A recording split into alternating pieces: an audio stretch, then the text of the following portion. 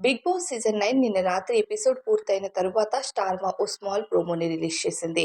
ఈ రోజు మొదటి ప్రోమోగా ఏ కంటెస్టెంట్స్‌కు సంబంధించిన ఫ్యామిలీ మెంబర్స్ హౌస్‌లోకి వస్తున్నారంటే భరణి గారి కూతురు హౌస్‌లోకి ఎంట్రీ ఇస్తున్నారు. ఈ ప్రోమోలో భరణి గారి కూతురు భరణి గారిని హగ్ చేసుకొని జాగ్రత్త నాన్న అని చెప్పిన పదం మాత్రం చాలా హైలైట్‌గా మారింది. ఇకపోతే భరణి గారి కూతురు డోర్ నుంచి కాకుండా స్టోర్ రూమ్ నుంచి రావడం జరిగింది. స్టోర్ రూమ్ బెల్ మోగగానే కంటెస్టెంట్స్ అందరూ వెళ్లి స్టోర్ రూమ్ డోర్‌ని తీయగానే ఒక లాంగ్ క్యాప్ ఉన్న జాకెట్ వేసుకొని రివర్స్‌లో తిరిగి ఉండడంతో రీతు, అలానే దివ్య వీళ్ళందరూ గట్టిగా అరుస్తారు. వెంటనే వెనక్కి తిరిగి ఆ క్యాప్‌ని తీసేసరికి భరణి గారి కూతురని వాళ్ళందరికీ అర్థమైపోతుంది.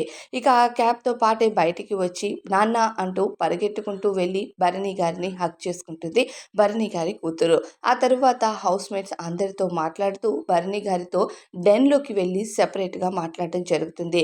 భరణి కూతుర్ని బెడ్‌రూమ్‌లోకి గాని, డోర్ నుంచి ఎంట్రీ గాని ఇప్పించలేదని చెప్పాలి. అయితే భరణి గారితో మాట్లాడుతూ ఐ మిస్ యూ నాన్న అని చెప్పి నాన్న దగ్గరికి పరిగెట్టుకుంటూ వెళ్లి కౌగిలించుకొని డెన్ దగ్గర మాట్లాడుతూ కూడా మళ్ళీ భరణి గారిని హగ్ చేసుకుంటూ జాగ్రత్తగా ఉండు నాన్న అంటూ ఒక పదాన్ని అయితే యూజ్ చేశారు భరణి గారి కూతురు. అంటే హౌస్‌లో తన వెనక చాలా గోతులు తీస్తున్నారు అన్నట్టుగా భరణి గారి కూతురు ఒపీనియన్ అని క్లియర్‌గా అర్థమవుతుంది. ఎందుకంటే బంధాలకు ఎక్కువ రెస్పెక్ట్ ఇస్తారు భరణి గారు. అది క్లియర్‌గా అర్థమైపోతుంది. ఆ బంధాల వల్లే ఒకసారి ఎలిమినేట్ అయ్యి హౌస్‌లోకి మళ్ళీ వచ్చారు. అలాంటి వాటిలోకి ఇన్వాల్వ్ అవ్వొద్దని, స్ట్రాంగ్‌గా ఆడమని గేమ్ ఎన్నో సార్లు నాగార్జున గారు కూడా చెప్పారు. అయితే తనుజ ఆ బంధాలకి గ్యాప్ ఇస్తున్నా, దివ్య మాత్రం ఏమాత్రం ఇవ్వకుండా ప్రతిసారి క్లాసులు పీకుతూ మీరలా, ఇలా అంటూ చెప్పడం భరణి గారి గేమ్‌కి చాలా నెగెటివ్ అవుతుంది. దానితో రెండోసారి హౌస్‌లోకి వచ్చి గేమ్‌ని స్ట్రాంగ్‌గా ఆడాలి నాన్న.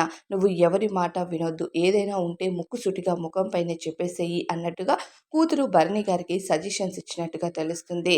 భరణి గారు పాపం ఏ ఒక్కరికి కూడా కోపంగా సమాధానం చెప్పలేరని చెప్పుకోవాలి. ఈ మధ్య భరణి గారు కూడా ఆటను బాగానే ఆడుతున్నారు.